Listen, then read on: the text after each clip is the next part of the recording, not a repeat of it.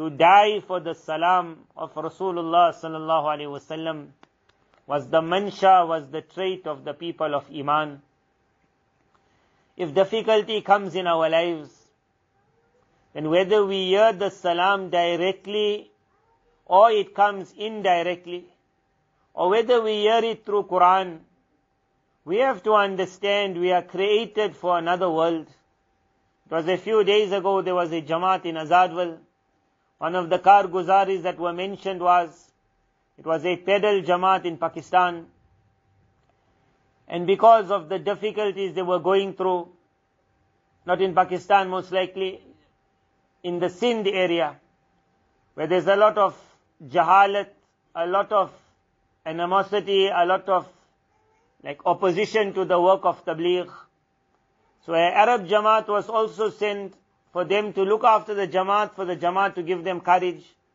Whatever happened, wherever they were going, they were not finding anyone looking after them.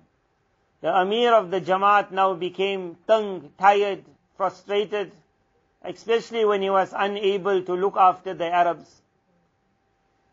He became ill.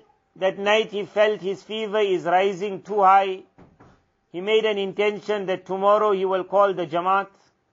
He will say to the Jamaat that unfortunately I cannot manage because of my health.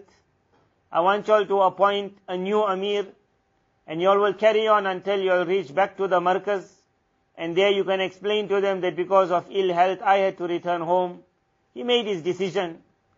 And that night he sees Rasulullah sallallahu alaihi wasallam in his dream, accompanied by Bilal radiallahu an and Abu Bakr radiallahu an, to die for the salam of Rasulullah sallallahu alaihi wasallam, to die for his pleasure. Nothing that happens on the farsh, on the surface of the earth is such, except that its mention is being made by the arsh. No cry, no difficulty, no sacrifice is going unknown. Everything is seen and has how Allah made arrangements for Habiba radiallahu anha. Almighty Allah will continue making arrangements for the pious of this ummah. No tear, no sacrifice, no drop, no blood will ever go unnoticed. For some it will be 2 years of difficulty, for some perhaps it might be 20 years. But the day that death will come, the individual will be able to say, after today I will never have to see difficulty again. Nabi sallallahu alaihi wasallam in the dream said to the Amir, that is it so fast that you are getting fed up, tired, frustrated and ready to run?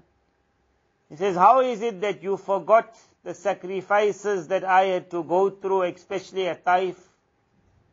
And he says, have you forgotten the sacrifices that Bilal had to go through, radiyallahu an? And he says, have you forgotten the sacrifices that Abu Bakr had to go through, radiyallahu an? And Nabi sallallahu alaihi wasallam said to him, make sabr, be patient. Very soon things will open. Your job is just to carry on. Then Nabi sallallahu alaihi wasallam says, however, I have come to tell you that you are going to very soon get 2 letters. 2 letters are going to reach you, and the news in the letters is not going to be good. So beforehand I am telling you, be ready. How Habiba radiallahu anha was shown the dream where her husband was drowning. Almighty Allah in His kindness, He prepares the people of Iman to say, you are not alone in your sacrifice. Don't ever lose hope. Don't ever fall and collapse. We have an end in sight and a very beautiful life after. You are the princesses and the queens of tomorrow. Don't look for your kingdom today. Those who found happiness in this world, they did not find it in the year after. Ask Almighty Allah to give you the best of this world, but always ask for the best of the year after. That is a world that must not be lost. If that world comes with ease in this world, we call it Noor ala Noor, how wonderful. And if that world comes after difficulty in this world, it will only make that world even more enjoyable. So he said, in the one letter you will get the news that your daughter has passed away. He said, make sabr, have hope in Almighty Allah and continue. He said, then you're going to get another letter in which it will be mentioned that your mother has kicked your wife out of the house. Mother-in-law and daughter-in-law happens everywhere. It happens in Africa, it happens in Afghanistan, it happens in Pakistan. So because he was not there even in the dream, as though Nabi Sallallahu Alaihi Wasallam was saying, you know mother-in-law, daughter-in-laws. He says, your wife has been kicked out, she has gone back to live with her mother, she and your mother just can't hit it. He says, you continue. This world will come with its difficulties, very soon everything will open. Nabi Sallallahu Alaihi Wasallam then gave salams to die for the salam. He gave salam for every single individual of the Jamaat. He said, give him my salams and give him my salams, give him my salams. So this was a way to make sure that the dream will be told to the rest of the Jamaat in the morning. In the morning he calls them and he explains, last night I intended to leave, but now nothing of that sort. What a dream I had, how I'm ready for it. She says, and as an honor, Allah's Rasul sallallahu alaihi wasallam told me I must give every one of you his salams, taking name by name by name. So one of the Arabs who were in the Jamaat, he stood up. And he says, did Rasulullah sallallahu alaihi wasallam take my name also? So the Amir Sahib said, he took your name. So the Arab said, what name did he mention?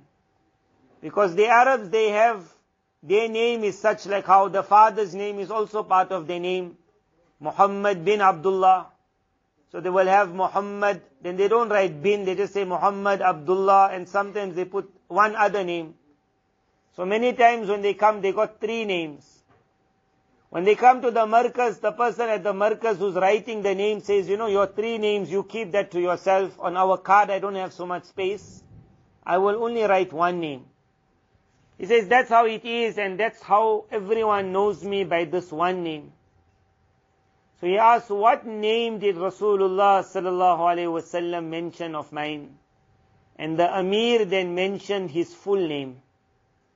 The Arab stood up and came and hugged and kissed him on his forehead and says, by Allah, not a single person in this land knows me by my full name.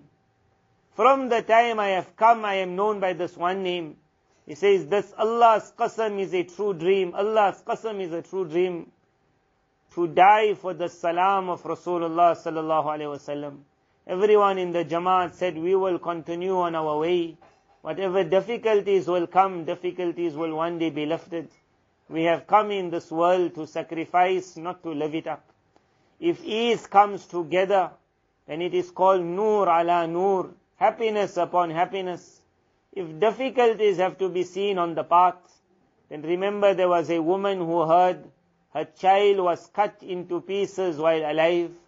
And she said, after knowing I'll be the companion of the Rasul of Allah, sallallahu alaihi wasallam, ma ubali, it will not harm me what happens after. She says, rather it is for this very day that I prepared my son. It is for this very day that I prepared my son.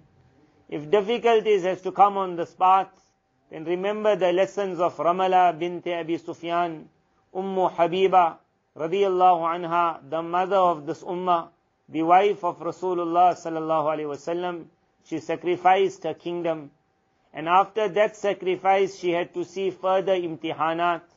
She had to see the imtihan of Habsha and the chance of getting sent back because of the delegation of Makkah.